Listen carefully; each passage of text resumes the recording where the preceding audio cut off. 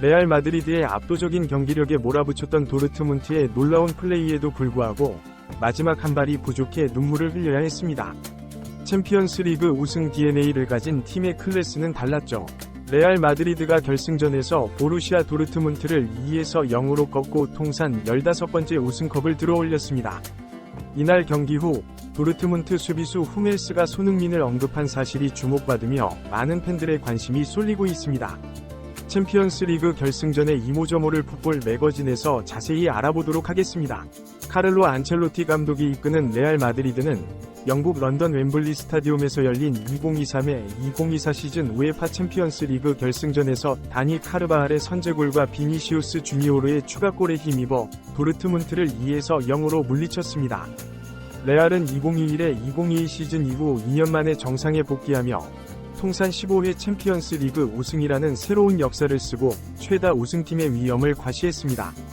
경기 전 많은 축구 전문가들은 레알 마드리드의 우세를 예상했지만 도르트문트의 선전으로 적전을 펼쳤습니다. 리그 우승을 차지할 것이라며 싱거운 경기가 될 것으로 예상했습니다.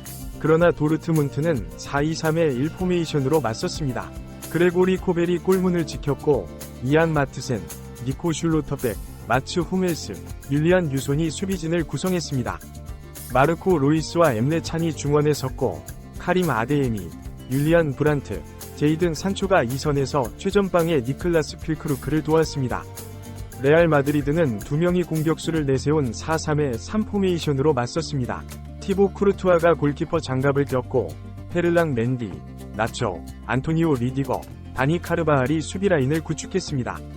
토니 크로스, 에두아르도 카마빈가, 페데리코 발베르데가 중원에 포진했고 주드 벨링엄이 브라질 듀오 비니시우스 주니어와 로드리고 아래에서 공격을 이끌었습니다. 경기가 시작되자 전세계 축구 팬들은 레알 마드리드를 일방적으로 몰아붙이는 도르트문트의 경기력에 깜짝 놀랄 수밖에 없었습니다. 도르트문트는 전반전 내내 레알의 문전을 위협하며 여러 차례 득점 기회를 맞았습니다. 반면 레알은 도르트문트의 압박에 고전하며 수비라인을 끌어올리다가 역습을 허용하는 실수를 범했습니다. 도르트문트의 최종 수비라인과 중앙 미드필더진에서 레알 마드리드의 빌드업이 번번이 저지당했고 레알은 제대로 된 공격 기회를 만들어내지 못했습니다. 그러나 마드리드의 빌드업을 막아냈습니다. 하지만 도르트문트는 결정적인 득점 기회에서 골 넣는 데 실패하며 전반전에 경기를 끝낼 수 있는 절호의 찬스를 날려버렸습니다. 이 장면을 본 일부 전문가들은 챔피언스 리그 결승에 오른 팀이라면 세계 정상급 실력을 갖춘 팀이고 그 선수들은 이 순간 월드 클래스 수준이라고 평가했습니다. 그러면서도 겉보기에 쉬워 보이는 득점 기회를 놓치는 걸 보면 생각보다 골 넣는 게 그리 만만치 않다 라고 덧붙였습니다. 골을 넣기 위해서는 상황 판단력도 중요하지만 슈팅할 때 균형을 잃지 않고 자세를 유지하는 게 더 중요하다고 강조했습니다. 결정력이 부족한 선수들의 슈팅 장면을 슬로모션으로 분석해보면 대부분 밸런스를 잃어 공을 정확히 임팩트하지 못해 원하는 방향으로 볼을 보내지 못한다는 것입니다. 또 다른 전문가들은 세계 최고의 골 결정력을 자랑하는 손흥민의 드리블 슛 장면과 비교해보면 손흥민이 왜 월드클래스 공격수인지 알 수 있을 것이라며 손흥민의 뛰어난 밸런스 유지 능력과 정확한 슈팅 테크닉을 언급했습니다. 골 결정력에서 손흥민이 여전히 최고 수준을 보여준다고 평가한 것입니다. 전반전이 끝날 때까지 0에서 0으로 맞선 가운데 후반전에서 레알 마드리드가 어떻게 반격에 나설지 그리고 도르트문트가 놓친 기회를 후회하지 않을지 주목되는 상황입니다.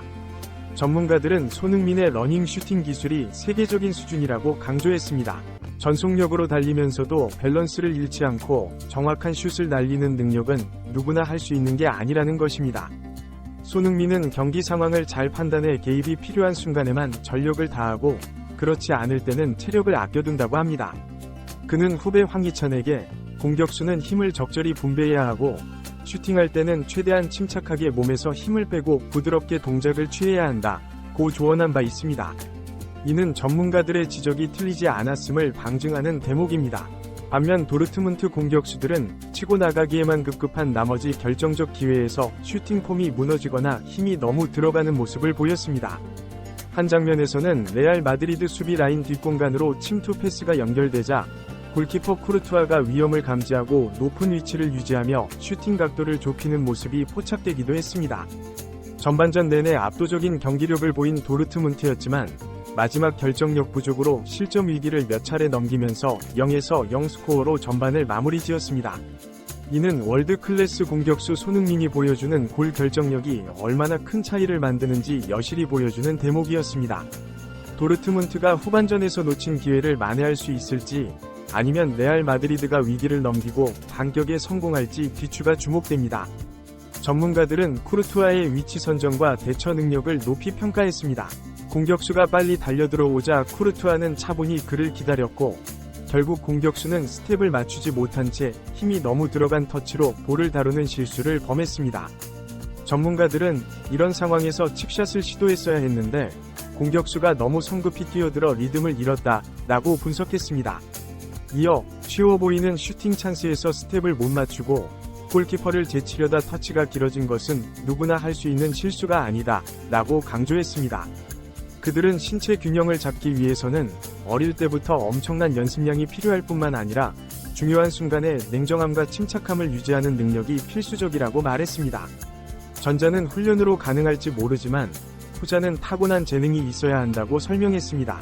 이는 곧 손흥민의 골 결정력이 선천적 재능의 산물임을 암시하는 대목입니다. 골 기회 면에서 도르트문트는 2.0에 육박하는 기대 득점을 기록했고 레알 마드리드는 1점대 중반에 그쳤습니다. 도르트문트가 압도적으로 많은 득점 찬스를 잡았음에도 단 한 골도 성공시키지 못한 것은 결국 결정력 부족이 화를 자초한 것으로 보입니다. 월드클래스 공격수 손흥민이 보여주는 침착함과 정교함, 그리고 타고난 골 감각은 이런 승부에서 크게 빛을 발하는 자질입니다. 레알 마드리드가 위기를 넘기고 승리를 거둔 데에는 쿠르투아의 집중력과 선방도 한몫했지만 도르트문트 공격진의 결정력 부재가 더 큰 패인이 되었다고 볼 수 있겠습니다. 후반전에 들어서자 레알 마드리드는 챔피언스 리그 우승 DNA를 입증하듯 수비수 카르바알의 헤딩슛으로 1에서 0 리드를 잡았습니다.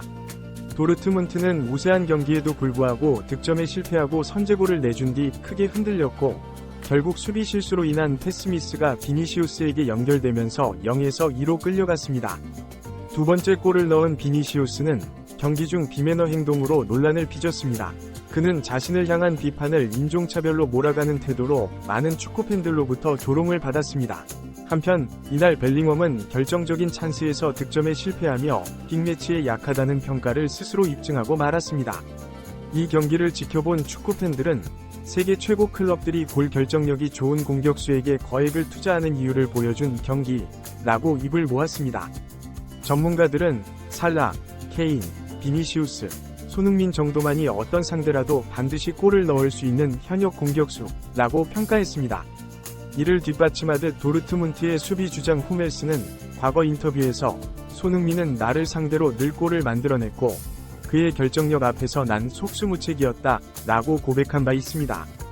팬들은 이 인터뷰를 인용하며 이날 경기에서 후멜스는 손흥민이 그리워 땅을 치며 통곡하고 있을 것이라고 말해 공감을 자아냈습니다. 구독과 멤버십 가입은 제작진의 열정을 더욱 불태우는 원동력이 된다는 당부의 말로 영상을 마무리했습니다. 이상으로 풋볼 매거진의 챔피언스 리그 결승 경기 분석을 마치겠습니다.